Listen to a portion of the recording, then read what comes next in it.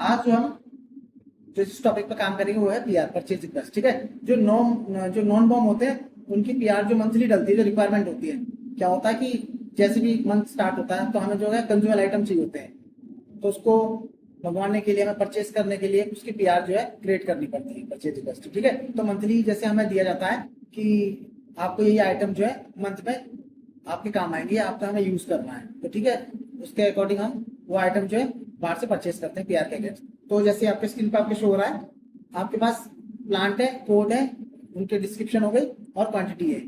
तो ये जो जितने भी आइटम है नॉन बॉम आइटम है, ठीक है, जो बॉम में नहीं लगे हुए हैं, तो हम हमें इसको बाहर से परचेज करना है, तो इसकी हम जो है पीआर क्रिएट करते हैं। तो पीआर क्रिएट करने के लिए क्या करना पड़ता है, सबसे पहले आपको कोड कॉपी करना है, जो कोड दिया हुआ है ये सारे कॉपी करने हैं। सैप के अंदर जाना है, सैप जाइए, सैप में बैक आइए, यहाँ से टी कोड टाइप करना आपको, ME51N, ME51N, एंटर।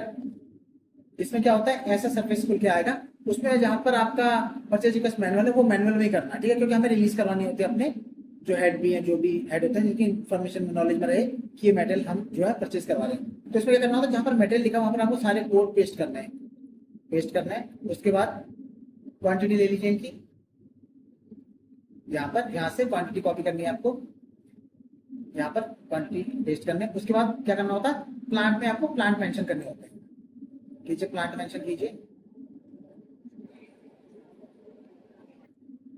इस प्लांट में आपको चाहिए। उसके बाद क्या होता है, आपको एंटर करना होता है। जैसे आप एंटर करेंगे, ऊपर से टेक्स्ट के बगल में कॉलम है, उसको थोड़ा सा क्लोज करके, ऊपर है मैनुअल, जहाँ पे लिखा हुआ पीआर मैनुअल जो सबसे ऊपर है, उसके बगल में टेक्स्ट लिखा हुआ है, टेक्स्ट के बगल में बॉक्स है, आज पर क्लिक कर दीजिए। ये देखिए, ये जो आइटम है आपके, जैसे आपने कोड इसमें डाले हैं, कोड उसकी डिस्क्रिप्शन जो हो गई और उसका प्राइस जो है, डेट है, कंज्यूमेबल है और मेटल ग्रुप क्या, मतलब ये सारी डिटेल तो इसकी शो है। तो 4 आइटम है आपके, तो 10, 20, 30 और 40 में चलते हैं सीक्वेंस में। तो ये आपके जो कोड है इनकी आपको पीआर करनी है, ठीक है, ये आपके शो हो जाते हैं डिटेल। उसके बाद क्या करना, आपको इसको सेव करना है, कंट्रोल S से सेव कर सकते हैं, नहीं तो ऊपर आइकन है उससे भी आप इसको सेव कर सकते हैं। इसका मैक्सिमम लेवल जो है आपका मेंटेन नहीं है, ठीक है, तो मैक्सिमम लेवल मेंटेन भी हम इसका साथ ही साथ कर देते हैं। किस कोड का मैक्सिमम लेवल के लिए बात कर रहा है, NP199 का, तो इसका 199 का मैक्सिमम लेवल आपका मेंटेन नहीं है। तो सबसे पहले इसका मैक्सिमम लेवल आपको चेक करना है, क्या करना है, ये कोड कॉपी करना है आपको, 119 में कोड कॉपी कर लीजिए इसको, या एक्सेल से कॉपी कर लीजिए। एक्सेल से कॉपी करने के बाद कई बार ऐसे एरर आ जाते हैं जिसको आपको क्लियर करने होते हैं, जैसे शो हो रहा है जो ये इसका मैक्सिमम लेवल जो है वो नहीं है, तो इसको हमें चेक करना है मैक्सिमम लेवल। एक दूसरी विंडो ओपन करनी है आपको, इसमें टाइप करना है ZITL_list, Z_list, एंटर। उसके बाद यहाँ पर कोड मेंशन करना है, प्लांट तो आपने फिल किया हुआ है, साथ में एग्जीक्यूट करना है आपको, एग्जीक्यूट कीजिए इसको। अब देखिए इसमें साइड साइड आगे देखिए, मैक्सिमम लेवल इसका 1 मिनट रुकिए, मैक्सिमम लेवल स्टॉक कितना है इसका, 2000 का मेंटेन है, ठीक है। अब इसको आपको चेक करना है एक बार, अगर 2000 का मेंटेन है तो फिर क्यों कह रहा है। उसके बाद आपको एक बार MD04 करना है आपको, उसमें दूसरी विंडो, उसी में जाइए, दूसरी विंडो ओपन कीजिए, MD04, एंटर, ठीक है, एंटर करना है। ओके, इसमें जो है आपका अभी 5 and 8 का जो है ये इसका पीआर जो है वो मेंटेन हो रखा है, और हमें कितना चाहिए, 1000, तो जो 800 वाला उसको आपको डिलीट करना होगा। डबल क्लिक कीजिए उसमें, उसी पीआर में डबल क्लिक कीजिए, नहीं इसी पीआर में जो नीचे वाली है पीआर, हाँ डबल क्लिक कीजिए, पीआर के ऊपर ही कीजिए, आपकी पीआर है, डबल क्लिक कीजिए इसमें, ये ओपन हो गया। उसका पेंसिल आ रही है, पेंसिल पर क्लिक कीजिए यहाँ से, इसको क्या करना, ऊपर वाला आपको सेलेक्ट करके, सेलेक्ट कीजिए ऊपर वाला 10 वाला जो है कॉर्नर से सेलेक्ट करना है।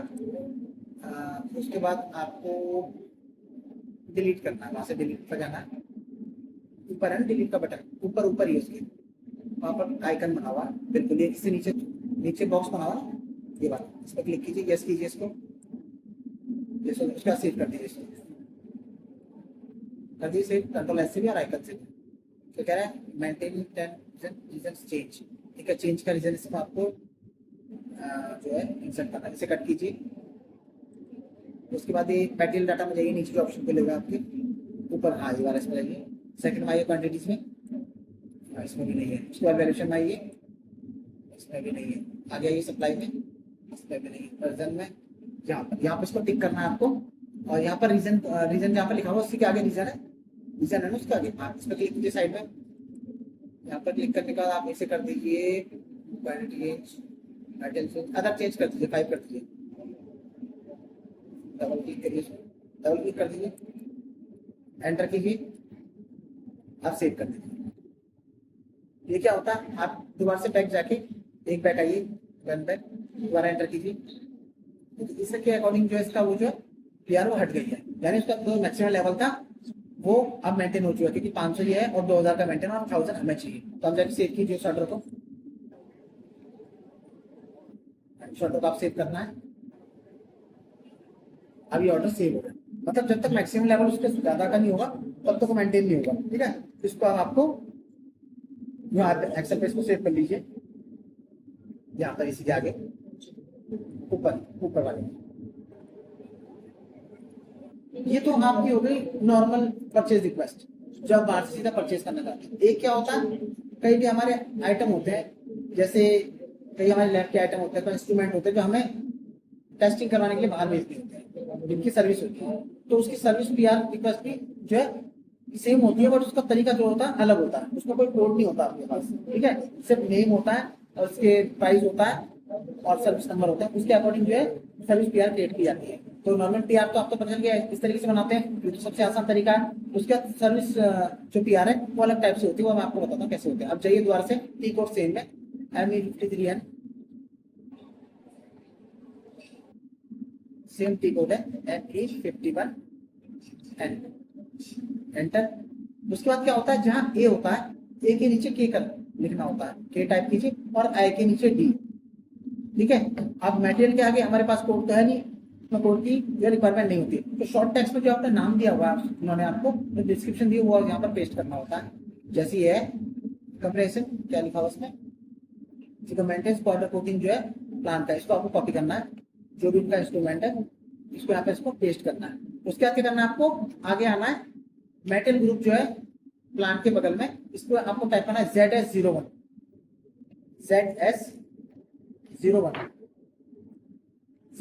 ZS01 इसलिए किया है क्योंकि ये सर्विस का होता है, ठीक है। उसके बाद आपको प्लांट मेंशन करना है आगे, प्लांट में 1083।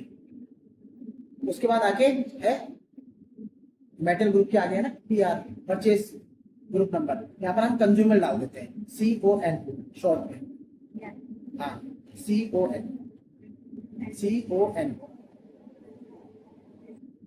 डाल दे, CON नहीं, CON करना, जीरो कर दिया आपने, CON करना आपको, डिलीट करके CON दोबारा कीजिए, CON एंटर कीजिए आप। जैसे एंटर करेंगे तो आपके डिटेल जो फिल होगी, उसके बाद करना आपको सर्विस जो है सबसे फर्स्ट वाला उसमें क्लिक करना है। सर्विस में आता है सर्विस नंबर, तो उसका सर्विस नंबर क्या है, तो इसमें आपको सर्विस नंबर देना होगा। देखिए उन्होंने सर्विस नंबर दिया हुआ आपको, बिल्कुल सर्विस नंबर दिया हुआ है, ये कॉपी करना है आपको, सर्विस नंबर में सर्विस पेस्ट करना है। उसके बाद क्या आगे क्वांटिटी है, क्वांटिटी जो है कितनी है, क्वांटिटी में दे नहीं रखी, बट ये जो है एक की है, तो इसको आपको 1 करना है, ठीक है। उसके बाद है ग्रॉस प्राइस, यानी प्राइस क्या है उसका, अगर ये 4 होते तो यहाँ पर आपको 4 करना होता, ठीक है। और उसके अकॉर्डिंग, और प्राइस डलता सिर्फ एक का ही, उसके अकॉर्डिंग कैलकुलेट होके जो ऊपर आपका अपने आप आ जाएगा। तो प्राइस जो दिया उसको प्राइस को कॉपी करना आपने, प्राइस दिया हुआ है वो कॉपी करके यहाँ पेस्ट करना है। उसके बाद होता है कॉस्ट सेंटर, यहाँ कॉस्ट सेंटर आपको मेंशन करना होता है, जो भी कॉस्ट सेंटर है, जो कॉस्ट सेंटर दिया हुआ, कॉस्ट सेंटर दिया हुआ ना आगे जो है कॉस्ट सेंटर है ये वाला, ये प्लांट के अकॉर्डिंग कॉस्ट सेंटर मेंशन होता है, ठीक है। ये आपको इतनी चीज फिल करके एंटर करना। उसके बाद